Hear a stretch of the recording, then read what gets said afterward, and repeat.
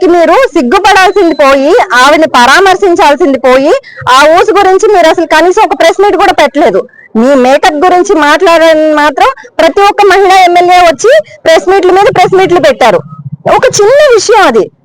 Just మీరు law and order గాలికి వదిలేసి మేకప్ వేసుకుని తిరుగుతున్నారు అన్న విషయం గురించి మీరు గాలికి వదిలేసి ఈ ప్రెస్ మీట్లు అన్ని పెట్టారు. ఇక్కడ ఉన్నటువంటి కూటమి ప్రభుత్వంలో ఉన్న మహిళా ఎమ్మెల్యేలు అందరూ ఈ రోజు ఏమైపోయారు? ఈ రోజు ఒక్కరు వచ్చి ఆమెకి సంఘీభావం తెలిపారా? ఆవిడ గురించి ఎవరైనా పట్టించుకున్నారా? ఎవరైనా మాట్లాడారా? ఒక్క మహిళా ఎమ్మెల్యే కూడా మాట్లాడిన పాపాన పోలేదు. అలాంటిది సరికదా ఈ రోజు గల్లా మాధవి గారు అంటున్నారు ఆవిడని ఓదార్చడానికి మేము వెళ్ళినందుకు మమ్మల్ని అందరినీ కూడా లోపలే ఇస్తారంట. ఏం చేయండి చూద్దాం. ఇంకా మిగిలింది మీకు ఇదొకటే మిగిలింది. మీకు ఇంకా వేరే దారేం లేదు. ఎందుకంటే ఎప్పుడు కూడా నీతికి నిలబడి మా జగన్మోహన్ రెడ్డి గారు తీసుకొచ్చిన ప్రతి విషయాన్ని కూడా ప్రతి పథకాన్ని కూడా మీరు మార్చి వేరే పేర్లు పెట్టి అవి కూడా కొన్ని నెరవేర్చారా అంటే ఆ హామీని కూడా గాలికి వదిలేశారు. సంక్షేమం అభివృద్ధి అంటారు, సంక్షేమం గాలికి వదిలేశారు, అభివృద్ధి గాలికి వదిలేశారు. కనీసం మహిళలకు రక్షణ ఇవ్వండి మొర్రో అని చెప్పి ఆడపిల్లలందరూ గగ్గోలు పెడుతున్నారు. ఏది దిశ యాప్ తీసేసి మేము శక్తి యాప్ పెట్టామన్నారు. దానివల్ల ఉపయోగం ఏముంది? ఎవరికన్నా ఏమైనా కించిత్ ఉపయోగం ఉందా? ఎక్కడైనా ఈ ఘటనలు జరిగినప్పుడు ఎవరినైనా సరే కాపాడారా? ఎవరిని కూడా మీరు రక్షించింది లేదు, కాపాడింది లేదు. లా అండ్ ఆర్డర్ గాలికి వదిలేశారు.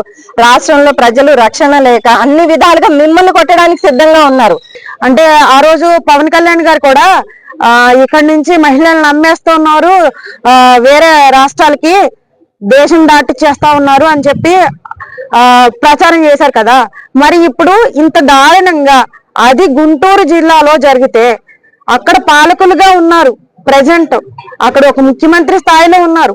మరి అట్లాంటప్పుడు మీరు సిగ్గుతో తొలగించుకోవాల్సిన పరిస్థితి ఏర్పడింది.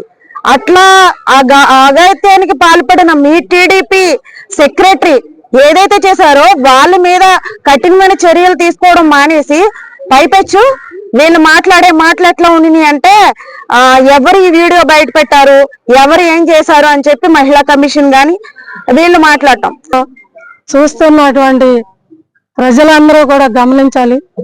ఎందుకంటే కూటమి ప్రభుత్వం వచ్చి గత 2.5 సంవత్సరాలైనా కూడా మరి ఒక రెడ్ బుక్ రాజ్యాంగం అనేటటువంటి ఒక రాజ్యాంగం తీసుకొని మరి రాజకీయం అంటే విలువలు లేకుండా విశ్వసనీయత లేకుండా ఏమీ లేకుండా కూటమి పరిపాలన చూస్తున్నాం మనందరం.